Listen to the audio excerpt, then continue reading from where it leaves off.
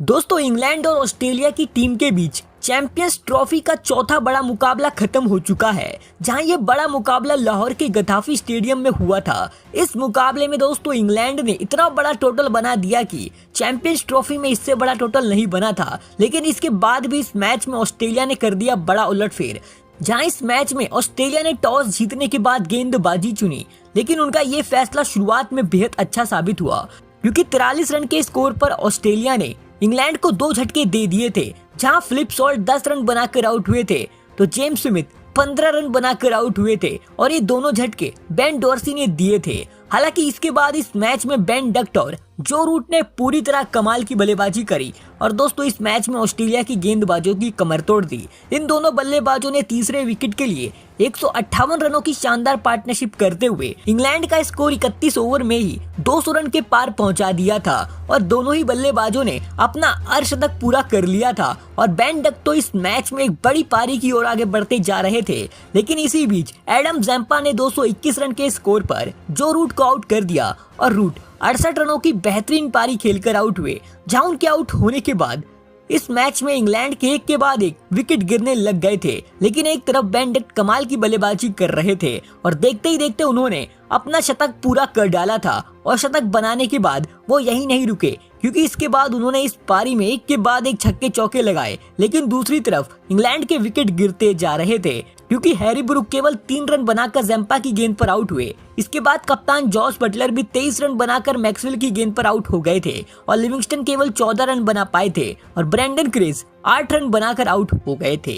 लेकिन इसके बाद इस मैच में बेन डक्ट ने अपने 150 रन पूरे करे, और 150 रन पूरा करने के बाद उन्होंने इस मैच में वो अपने 200 के नजदीक पहुंचते जा रहे थे। लेकिन तभी 322 रन के स्कोर पर मार्नस लबुशेन की गेंद पर वो आउट हो बैठे। लेकिन तब तक बेन डक्ट ने चैंपियंस ट्रॉफी की अब तक की सबसे बड़ी पारी खेल दी थी, 165 रनों की। उन्होंने 165 रन बनाने के लिए 143 गेंदें खेली थी, 17 चौके और 3 छक्के भी मारे थे, और बेन डक्ट ने चैंपियंस ट्रॉफी के इतिहास की सबसे बड़ी पारी खेल डाली है। हालांकि इसके बाद आखिरी में आकर जोफ्रा आर्चर ने भी 10 गेंदों में 21 रन बनाए, और इस वजह से इंग्लैंड की टीम 8 विकेट के नुकसान पर 351 रन बना पाई थी। जहां दोस्तों 351 रन आज तक चैंपियंस ट्रॉफी के इतिहास में कभी नहीं बने हैं। यानी कि दोस्तों इंग्लैंड की टीम ने पूरी तरह ऑस्ट्रेलिया की पिटाई करी है। जहां इस मैच में ऑस्ट्रेलिया की तरफ से बेन डॉर्सी को 3 विकेट हाथ लगी थी, तो जैम्पा और लबुशेन ने भी 2-2 विकेट लिए थे। और जब इसके बाद ऑस्ट्रेलिया की टीम टारगेट का पीछा करने उतरी, तो फिर उनकी शुरुआत बेहद खराब रही, क्योंकि 21 रन के स्कोर पर ट्रेविस हेड जोफ्रा आर्चर की गेंद पर केवल 6 रन बनाकर आउट हो गए। तो इसके बाद 27 रन के स्कोर पर मार्क वुड ने स्टीवन स्मिथ को आउट कर दिया था, और स्मिथ केवल 5 रन बनाकर आउट हुए थे। जहां एक तरफ इस मैच में मैथ्यू शॉट काफी संभल कर बैटिंग कर रहे थे, तो दूसरी तरफ मार्नस लबुशेन इस मैच में एक के बाद एक बेहतरीन चौके मारते जा रहे थे। और देखते ही देखते इन दोनों बल्लेबाजों ने ऑस्ट्रेलिया का स्कोर 100 रन के नजदीक पहुंचा दिया था। और दोस्तों ये दोनों ही बल्लेबाज अब कमाल की लय में दिखने लग गए थे, और इसी बीच मैथ्यू शॉट ने अपना अर्धशतक पूरा कर लिया था, और ये दोनों ही बल्लेबाज ऑस्ट्रेलिया की तरफ से काफी कमाल की बैटिंग कर रहे थे।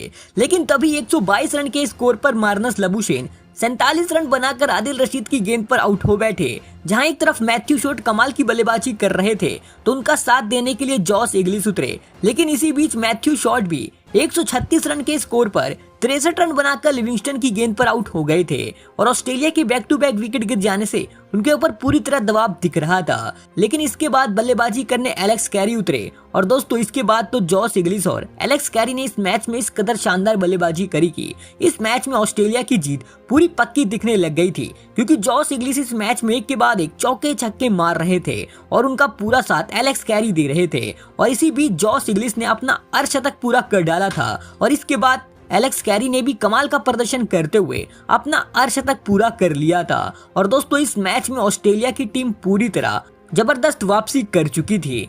हालांकि एलेक्स कैरी का कैच भी छूट गया था, लेकिन इसके बाद एलेक्स कैरी 282 रन के स्कोर पर ब्रेंडन क्रेज की गेंद पर 69 रनों की शानदार पारी खेलकर आउट हो गए थे।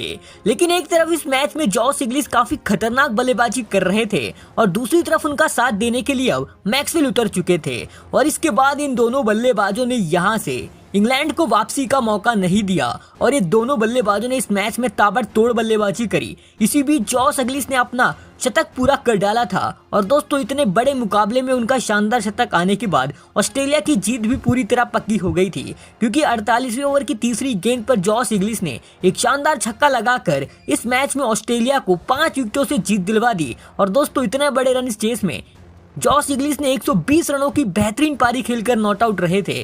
उन्होंने 6 छक्के 8 चौके मारे और केवल 86 गेंदों में 120 रन बना दिए थे। तो मैक्सवेल भी 15 गेंदों में 32 रन बनाकर नॉट आउट रहे और दोस्तों ऑस्ट्रेलिया की टीम ने काफी बड़ी जीत दर्ज करी है।